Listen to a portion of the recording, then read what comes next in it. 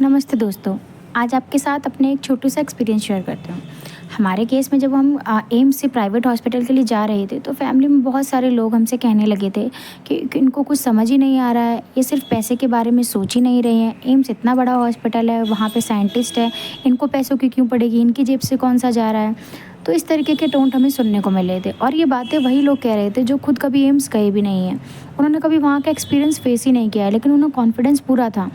हम एम्स जा चुके हैं, हमें पता था कि वहाँ पे क्या है, वहाँ की ग्राउंड रियलिटी क्या है। हमने 4 महीने वहाँ चक्कर लगाए हैं और एक-एक सैंपल के लिए हमने हफ्ते-हफ्ते भर 10-10 दिन तक वेट किया है। तो हमें पता था कि वहाँ पे क्या चल रहा है, क्या नहीं चल रहा है।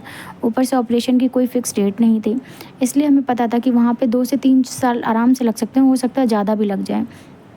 देखो, गवर्नमेंट हॉस्पिटल में पेशेंट का लोड बहुत ज़्यादा होता है। हमारे जैसे हज़ारों पेशेंट आते हैं। डॉक्टर इतने सीरियसली किसी भी पेशेंट को नहीं ले पाएँगे, क्योंकि वहाँ पे हमारे जैसे बहुत सारे पेशेंट आते हैं। सुबह से शाम तक वो हमारे जैसे पेशेंट्स को ही देखते हैं, ठीक है? तो वहाँ पे टाइम तो लगेगा ही। दूसरी चीज़ ये है कि किडनी ट्रांसप्लांट जैसी सिचुएशन में आपको बहुत सारे लोग मिलेंगे जो आपको अलग-अलग एडवाइस करेंगे। किसी को नॉलेज शायद बहुत कम होगी, लेकिन कॉन्फिडेंस बहुत ज़्यादा होगा। इसलिए मेरी एक ही रिक्वेस्ट है, हर किसी की बात सुनकर कन्फ्यूज़ मत होना। अपनी सिचुएशन को देखो, अपने डॉक्टर की एडवाइस को समझो और वही डिसीज़न लो जिसमें आपको सेफली फ़ील हो।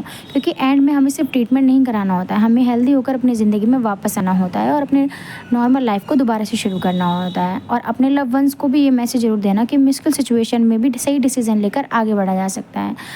आप कभी एम्स गए हो और आपका वहाँ का एक्सपीरियंस कैसा था, मुझे कमेंट में ज़रूर बताना। और मेरी वीडियोज़ आपको कैसी लग रही हैं, ये भी मुझे कमेंट में बताना। मिलेंगे आपसे दूसरी वीडियो में, जब तक के लिए जय श्री राम, राधे राधे।